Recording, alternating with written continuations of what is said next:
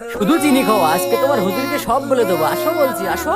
আরে হুজুর আসসালামু আলাইকুম। ওয়ালাইকুম আসসালাম। হুজুর, আমার ছেলে অতিরিক্ত চিনি খায়, ওকে একটু নসিহত করেন তো, যেন চিনি কম খায়। আচ্ছা ভাই, আপনি একটা কাজ করুন, আগামীকাল আপনার ছেলেকে নিয়ে আসুন, আমি আগামীকাল ওকে নসিহত করব। ঠিক আছে হুজুর, আসসালামু আলাইকুম। ওয়ালাইকুম আসসালাম। হ্যাঁ বাচ্চারা, তোমরা পড়াশোনা করো। জি উস্তাদ। আলিফ বা তা সা জি। হুজুর, আব্দুল আওয়ালকে নিয়ে এসেছি, আজকে ওকে নসিহত করে দিন।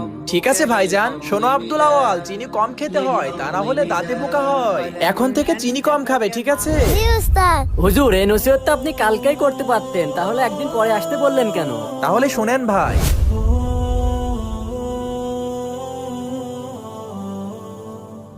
আসলে আমি নিজেই চিনি বেশি খেতাম, একদিন সময় নিয়ে চিনি খাওয়া কমালাম, এরপরে আব্দুল আওয়ালকে নসিহত করলাম। ও আচ্ছা, ধন্যবাদ হুজুর। প্রিয় দর্শক, কারো ভুল ধরার আগে নিজের ভুল শুধরে নিন, কারণ এটাই রাসূলের সুন্নাত। ভিডিওটি ভালো লাগলে লাইক করবেন, চ্যানেলটি সাবস্ক্রাইব করবেন।